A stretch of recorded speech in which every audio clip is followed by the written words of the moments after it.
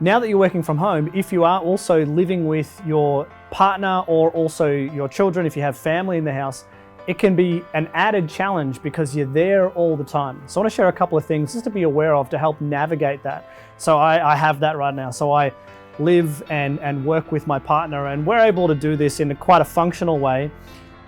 Without what I'm about to share, I think if this was maybe a couple of years ago, I don't think I would have been able to do it in such a great way. So I trust and I hope this is valuable.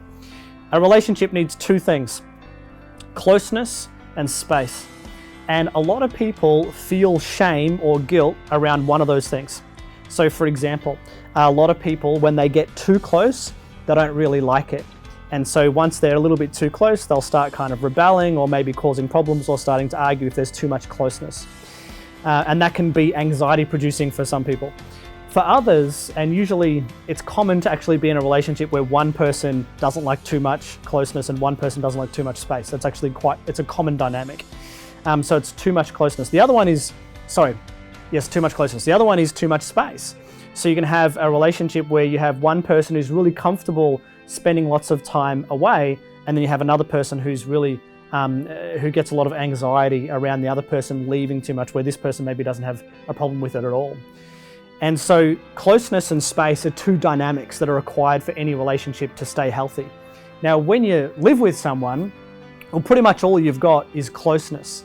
Although what you can do is you can kind of screw that up by starting to withdraw, and that could be the way to try to get space. So withdrawal in relationship is where you don't really talk to each other anymore, or you stop being honest with each other, or you're pissed off and they say, "What's wrong?" and you say, "Nothing," but you're actually pissed off. That would be signs of withdrawal. And so what we want to maintain whilst we are in a healthy relationship is what's called intimacy and closeness.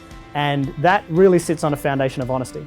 So right now, more than ever, it's important to talk about things, to start talking about your need for closeness and your need for space. And everyone's different around how much they need of closeness and how much they need of space. So for example, in my home, I want to have, my partner and I have a time of closeness at least once a day. So at least once a day we'll come together and we won't be watching TV, and we'll just chat about whatever is going on in each other's lives, or what we need, or we'll validate each other, or whatever's going on.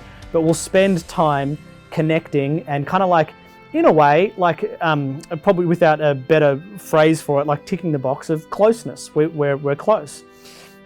Now, then we are more comfortable with having more time away. So for example, inside the house, maybe my partner might go do some music stuff. We're both musical, so she might do something musical. I'll go into another room and do something musical, or maybe she'll study, I'll study, or she'll talk to her mother and I'll do something else. And we're okay with that because we know we're ticking the box for closeness as well, which is really important for us. So in your relationship, make sure you talk about this with your partner. Get clear on your needs for closeness and your needs for space, and know that there's nothing wrong with them. You know, a lot of people are afraid of too much closeness, or especially a lot of people are afraid of too much space. What does it mean if we're not connected to each other? Or what does it mean if we come really close? What does that mean if I let someone in that much? So make sure you talk about this with your partner and share. How do you think about it? Do you have it in your relationship with this? Is it completely new to you? Do you know how to ask for space? Do you know how to ask for closeness? You know, a lot of people don't. So this is something that's really important to navigate with your partner. And I think that if you're working from home and if you live with your partner, now is more of a time than ever to learn how to do this. So I trust that serves, and good luck creating the space that's really going to keep you safe and light you up and keep you motivated.